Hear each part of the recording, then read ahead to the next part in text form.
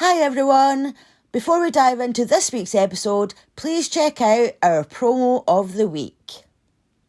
Hello, and welcome to Cause of Death. My name is Jackie Moranti. I've been studying infectious disease for 14 years in various research settings. I have a Bachelor's of Science from Colorado State University in microbiology, immunology, and virology. I've worked with diseases like tuberculosis, SARS-1, and SARS-CoV-2, better known as COVID-19, and I've worked with EHV1. It's my feeling that if we look back at the pandemics of the past, we may be able to better handle the pandemics of the future. The problem is, we have to learn our lessons first. Come along with me while I tell you about the pandemics, the epidemics, and the outbreaks, and how we never seem to learn our lesson. Hi, I'm Laura. And I'm Jo. And this is CrimeDivers.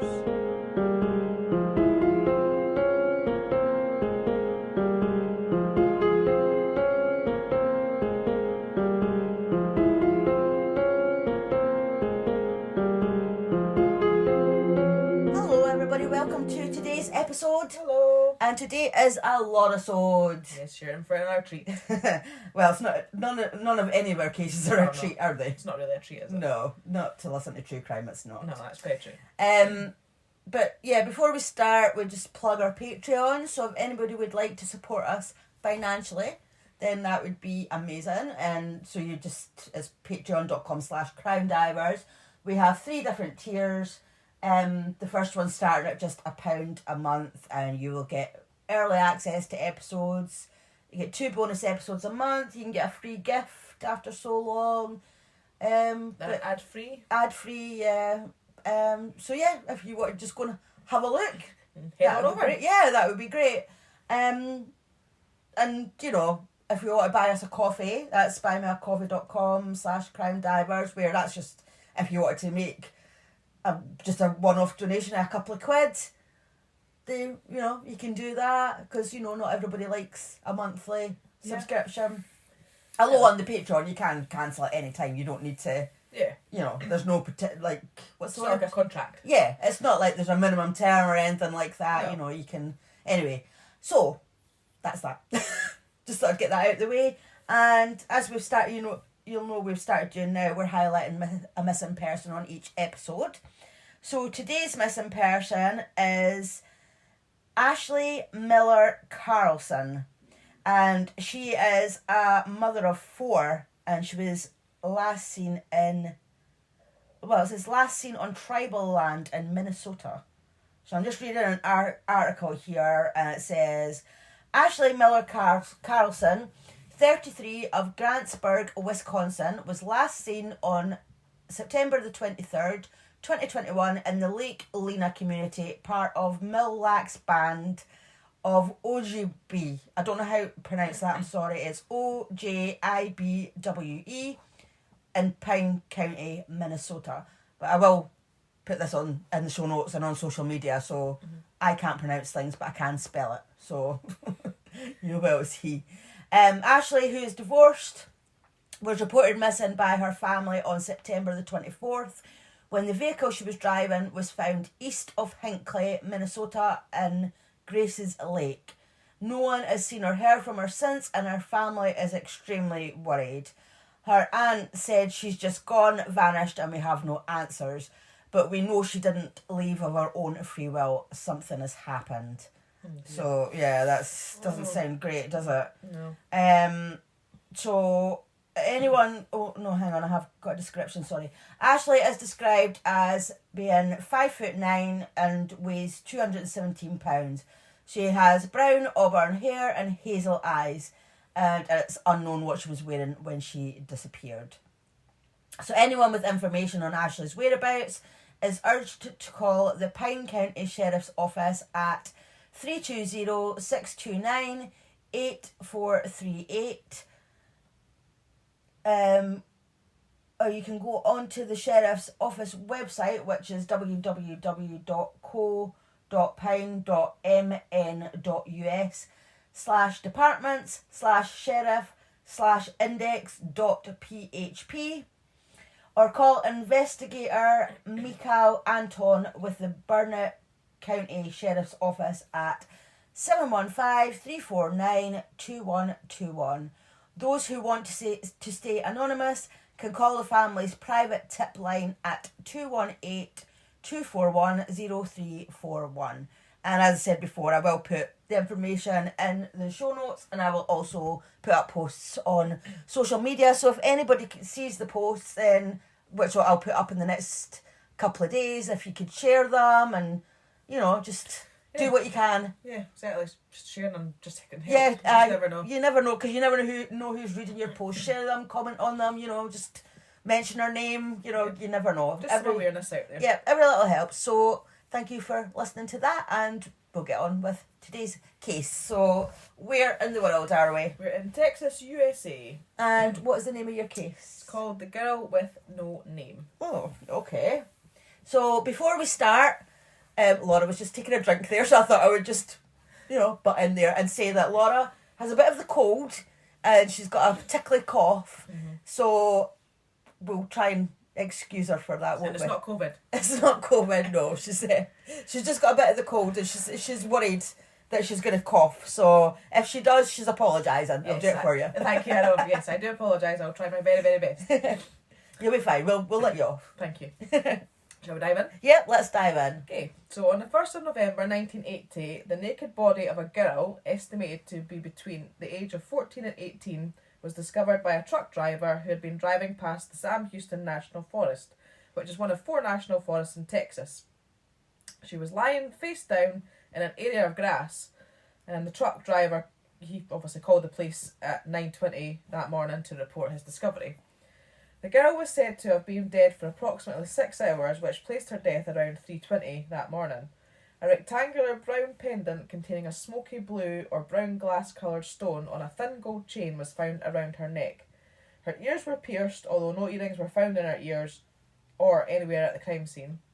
The only other items they found were a pair of heeled red leather sandals with a brown strap. The rest of her clothes were missing. Right. So she only had shoes?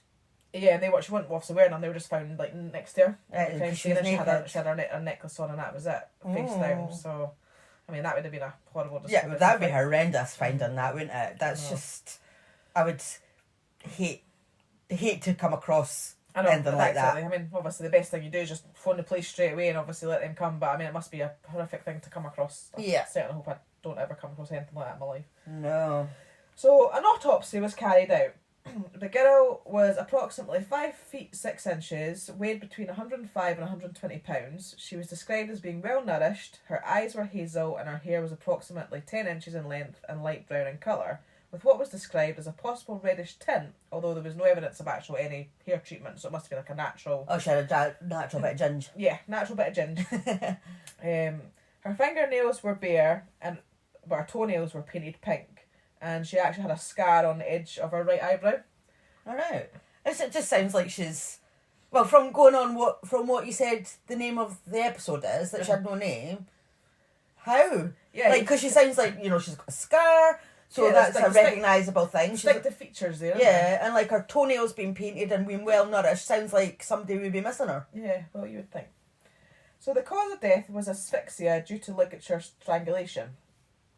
It was said that she could have been strangled with a pair of tights, as fragments of it alongside the victim's underwear were found inside her vagina.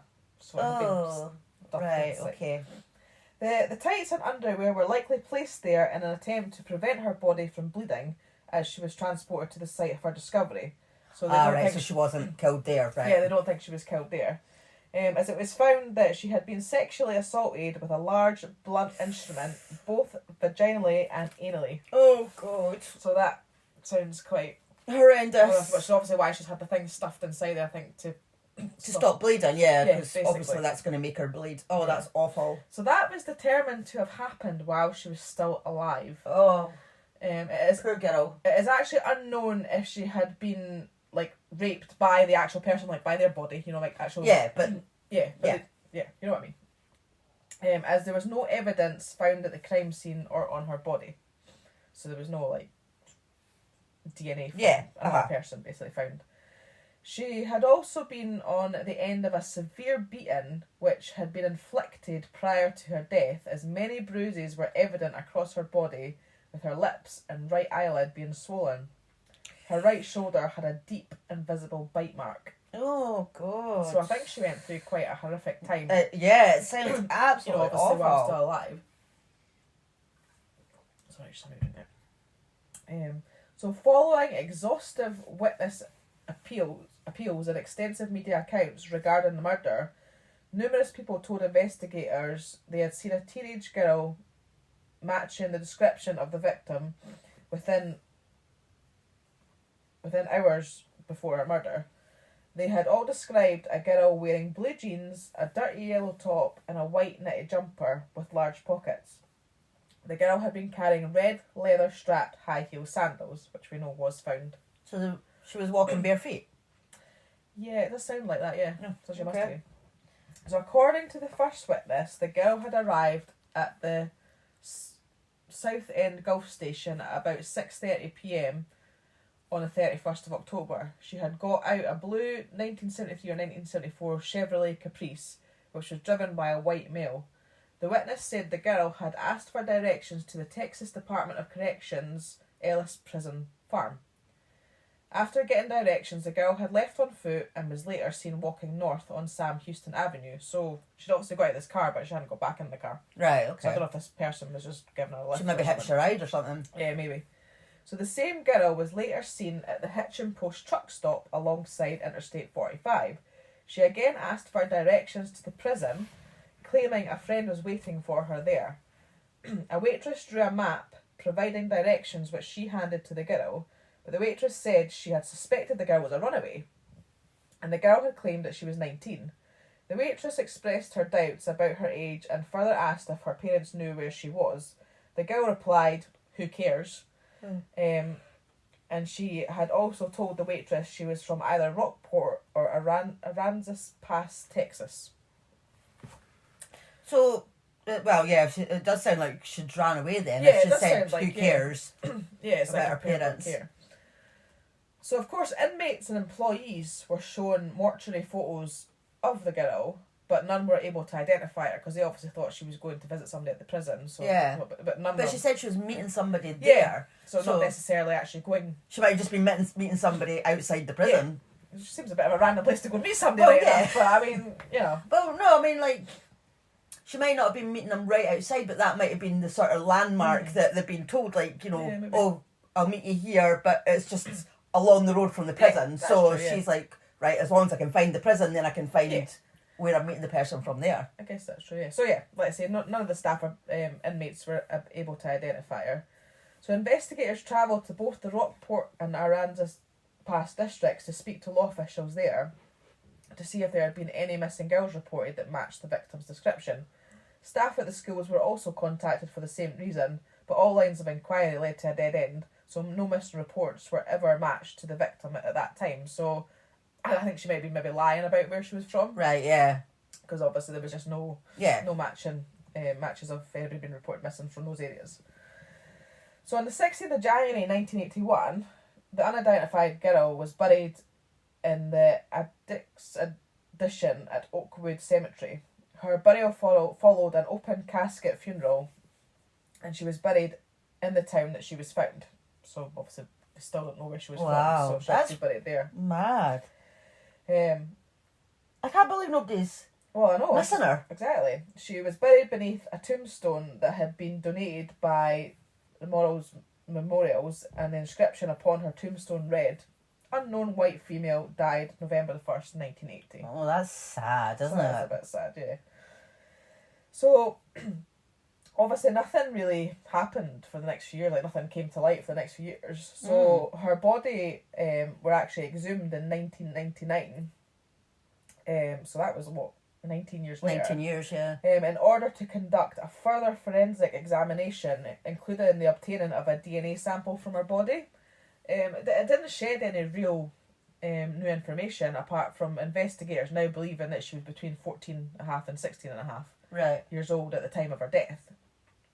So again, the case went cold for another 16 years. Wow. Until the case was officially reopened in November 2015. So that's only like 6 years ago. Well, I know. So more DNA testing was done, including a test on the red high-heeled sandals, but the results of those were never disclosed. There were several facial reconstructions done to estimate what the girl would have looked like if she was still alive. And again, for the next few years, the girl remained unidentified. There was just, nobody knew who she was. And I mean, the fact that, I know. That's what I'm saying, like, and she's, like, as you said, like, you know, she had identifiable features. Her toenails were painted, you know, like she'd eaten, so she'd obviously been, like, living somewhere. It wasn't like she was homeless or anything, surely. I just think that, I mean, obviously we know America's a massive, massive place, and obviously states are massive, so it's almost like there's not enough maybe cross-state information getting circulated around so that somebody from another area, you know, because obviously, as you'll find out, I mean, you know, we'll find out where she was from and stuff. So as recently as 2020, so just last year, the Walker County Sheriff's Office, Can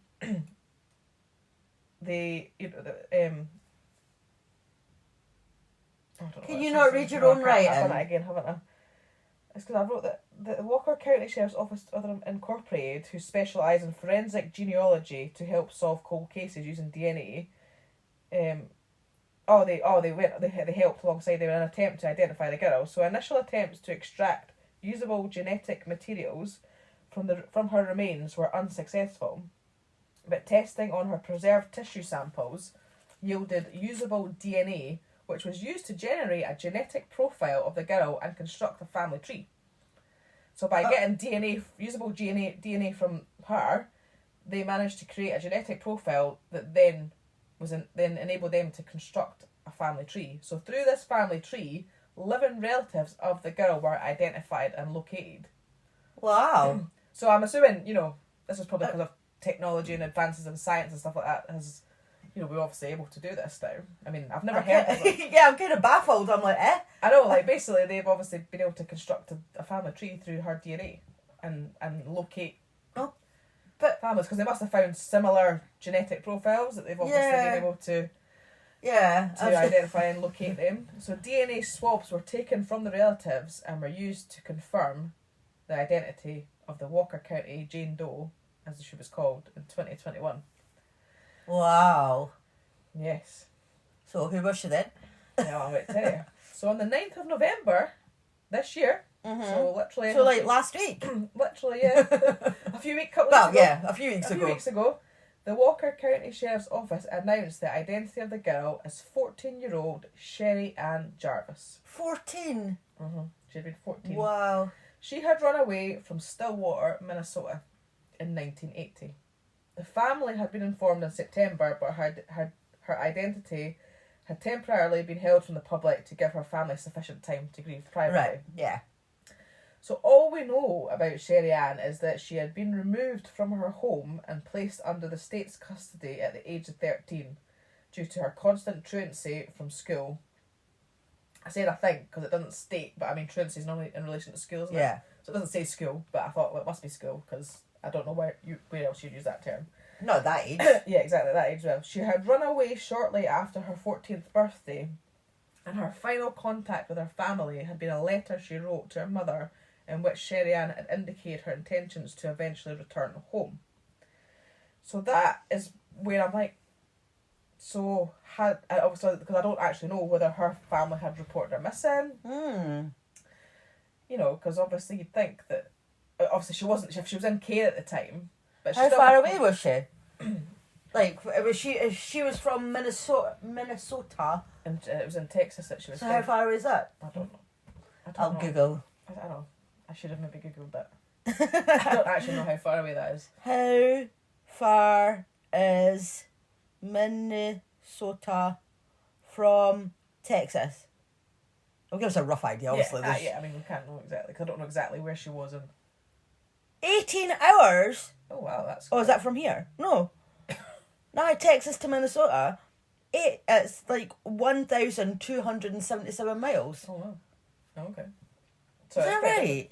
Yeah, it's a quick answer. It's 1,195 miles from Minnesota to Texas, which takes about 17 hours and 15 minutes. Wow. So she was far away. So say maybe what I was going back to saying earlier about the fact that, you know, maybe she had been reported missing up there, but because it's such a distance that there was no connection to that, maybe. Well, you think about how far away that is, right? There's nowhere in Britain that would take us that long to drive. No. Is there? I mean, like, No. if you drove from the top of Scotland down to the bottom of England, it wouldn't even take 17 hours, would it? No, I don't think so. Well, I don't know. Well, I know from here to London is like about 8 hours to drive. Is it? So you're maybe maybe. Well, but still. That's still that. I'm That's just still trying. away. I'm just trying to calculate like the distance, like how, like obviously. So that's why I'm wondering why there was obviously no connection. Yeah, because I mean she might well have been reported missing. Well, that's what I'm saying. Like, just say, like, for instance, because obviously I'm just thinking about Britain. But if somebody was reported from missing from the top of Scotland, but they were actually found in, like, the bottom of England, then there's a good chance that wouldn't be sort of computed between. Yeah, exactly. Especially where back then as well. Yeah, because back like then, because that's it. It was in 1980. 1980. Like now we've got social media, so I mean, so it might be a bit more. Well, here's us. We share stuff from America. You know, we live in Scotland, but yet we're like sharing details about missing people in America because.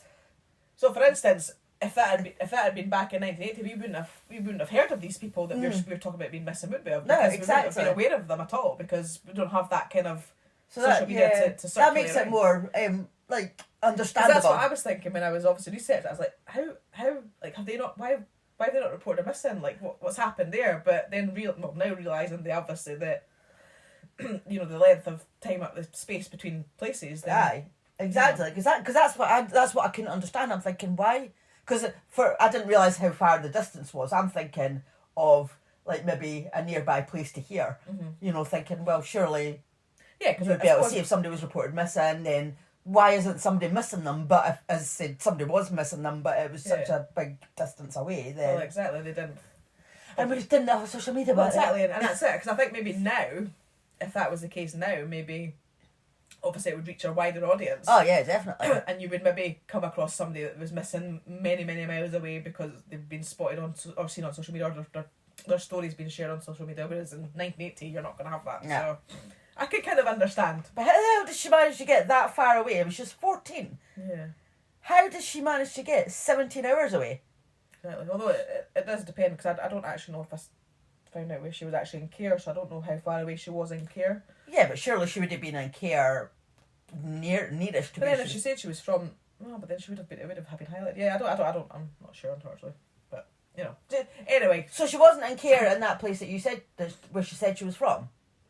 No, well they searched because they actually police went to those places and they did searches and appeals. So and she stuff, did lie about where she was from. So nothing came up in those places. But I'm assuming they didn't. Obviously, well, they wouldn't have known because they didn't know who she was. They didn't know where she was originally from. Yeah. You know, you could pinpoint that, and especially, like say, in 1980, I mean, you don't have things like mobile phones to track you where you've been. Yeah, and things it'd be a lot harder back then. It definitely would have been a lot harder. I just think, how does a 14-year-old? I mean, I know it's a lot different in this day and age now, but if she like hitchhiked or used public transport, like how you would think now a 14-year-old travelling them by themselves for 17 hours, somebody would have been like, why is this young kid? Yeah, I mean that waitress. I mean, she was a bit suspicious that she could run away, of course. But then back then, a lot of folk used to hitchhike and everything. But anybody that's given a 14-year-old a lift is wrong. Well, yeah, I mean, you should be questioning why is this 14-year-old asking me for a lift. I wouldn't be giving a 14-year-old a lift. I'd be like, no, go home. Exactly, or give you a lift. I'll drive you to the nearest police station. Exactly. So yeah, I mean, I don't know. So a statement was issued by her family, and they thanked the dedication of everyone who had worked to identify Sherri Ann and for providing them with the long-awaited, albeit painful, answers to their questions as to her whereabouts, adding that they took comfort from the fact that she had been identified. Their statement also thanked those who had visited her grave while she had remained unidentified, and they empathised their wish for her murder or murderers to be brought to justice. So the investigation into Sherri Ann's murder is ongoing, Investigators have stated discovering Sherri Ann's identity has given them some positive leads of inquiry of what they're actively pursuing. So, obviously at the moment the case is still open. So they don't know yet who's done it? No. There has been some speculation about the gender of the perpetrator. Mm-hmm. So some individuals have speculated that Sherri Ann Jarvis may have actually been assaulted and murdered by a female assailant as opposed to a male. And how are they coming to that conclusion? Well, it was initially suggested by a journalist named Michael Hargreaves, who based this assumption upon the fact that no semen was found upon or within Sherri Ann's body. Condom? Well, that's true. Or at the actual crime scene. And that the only sexual assaults conclusively proven to have been committed upon the girl were performed by aggressively forcing an object or objects into her body. And Hargreaves elaborated his hypothesis, can't say the word, by stating that men who commit crimes of a sexual nature are typically known to bite their victims upon sensitive areas of the body as opposed to the shoulder, which had occurred in this case, which... I don't know, I mean... I'm not convinced. Yeah, I don't know. The act of male perpetrators of murders committed with a sexual motivation occasionally collecting souvenirs from their victims was also noted to be inconsistent with this case, as the necklace that Sherri Ann had worn was still present upon her body. However, the fact that it is unknown if Sherri Ann had worn other items of jewellery at the time of her murder, and remember that her ears were pierced but there was no earrings... Could have took them. That may obviously discredit what he said there, basically. But then not every murder is the same, though. Not everybody is going to take a souvenir. Well, exactly. I mean, I don't know if you can say that that's a female murderer just by those points, but... I mean, to me... I mean, I know it's possible. It's totally possible. It's obviously possible. But it just doesn't ring female to me. To sexually assault a child like that and murder her and bite her, and to me that doesn't scream female. And just because there was no semen, as I said, he could have been wearing a condom, or he might not have on, could have anything on. Yeah, he might not have sexually assaulted her with his penis. You know what I mean? Because if there's because there's no semen, doesn't mean that he might not have used it. Well, exactly. You know. Yeah. So I mean, obviously we know that she was assaulted with a blunt instrument. Yeah. So maybe he just didn't. I mean, like, to me, it just sounds like that guy's saying that because they used an instrument, so that means maybe it's a woman because she doesn't have the equipment. She doesn't have a willy, so she can't do it. And the bite mark bit gets me as well, because I mean, obviously I'm no expert on bite marks, but I thought maybe you might have been able to tell if it was a female or male just by maybe the size of the bite mark, or I don't know. I don't know if there's a difference between like male and female bite marks. I mean, I'm not obviously no expert on that, so I don't know. But I thought that you might have been able to work it out maybe a bit if it had been male or female. It just, I mean, it could well, of course. I mean, anything's possible, but to me, it doesn't scream female. No, it doesn't. But it could be. It could be, of course, it could. Yeah, I mean, there's plenty of females that have committed horrendous murders and things, but I don't know. Just, and I'm really pleased that she was finally identified. For obviously her own sake, her family's sake, and I really, really hope that can lead them to, eventually finding somebody that the person that actually did, kill her. I know, but he might be dead. Well, this is true. Because if you think, like, 1980, that was like, 40 years ago? 39 years ago? Yeah, I know, it was a long time. No, 41 years ago. Yeah, 41 years ago. So, I mean, maybe not. It depends on how old the person was at the time. It doesn't depend on age at all, does it, really? I mean, anything could have happened. But, I mean, it was a long time ago. But, so, I mean, I really hope that person is caught. Yeah, I mean, I hope that the family get, the answers of to what happened to her. But at least, they have her, as in, her body was identified, so they could... So they not even find out, like, who the owner of the car was? Remember, she got out somebody's car. There was no information on that at all. I didn't come across any information. I wonder if maybe, like, having her identity might even help things like that. Like, well, yeah, because that person that maybe had given her a lift might not have realised at the time, but maybe they do know. I don't know. Because they might have been just travelling through or whatever, but they might have not seen the coverage on it saying, oh, this girl's been found dead, they might not have sort of connected it. Well, yeah, but then they might go, oh, this girl's called, what was her name again, sorry? Sherri Ann. So this girl called Sherri Ann, and then might be like, oh, wait, that rings a bell. I gave a lift to somebody with that name, because she might have gave her name, but then again, she might not have. Exactly. I mean, obviously, again, because it's back in 1980, you know, things are a lot different back then, so you just don't know. And I mean, well, I really hope that the person is found, because nobody should get away with doing something like that, and they've been getting away with it for 41 years, so they need to be caught. Exactly. And punished for it. Exactly. So yeah. But I'm glad that she's been identified, because and that's it, the investigation is ongoing, so there may well be more come out, you know, in the future about it if they. Well, I mean, it's only been a recent development, hasn't it? Well, yeah, they've literally only identified her in a few November weeks there, ago. so yeah, exactly. So this basically, if they've only just identified her a few weeks ago, then this is basically just the start of it again, like opening it up again. So they're just really at the start of their investigation, knowing who she is. Yeah, and then maybe so who knows what? Yeah, following lines of inquiry now, and they might find out more. And let's say if we keep an eye on it and we hear some more again, you know, as usual, we'll update you if we do find out any more information. Yeah. Okay, well, thanks for that, and thanks to everybody for listening. And if you would like to follow us on our social media, we'll put the information in the show notes. And you, as I said, if you see on our social media about any missing people that we post, if you could share that, you know, retweet or, you know, whatever, then that would be fantastic. Excellent. And obviously, if you do enjoy listening to our show, please do subscribe, rate and review. Thanks for listening. Bye.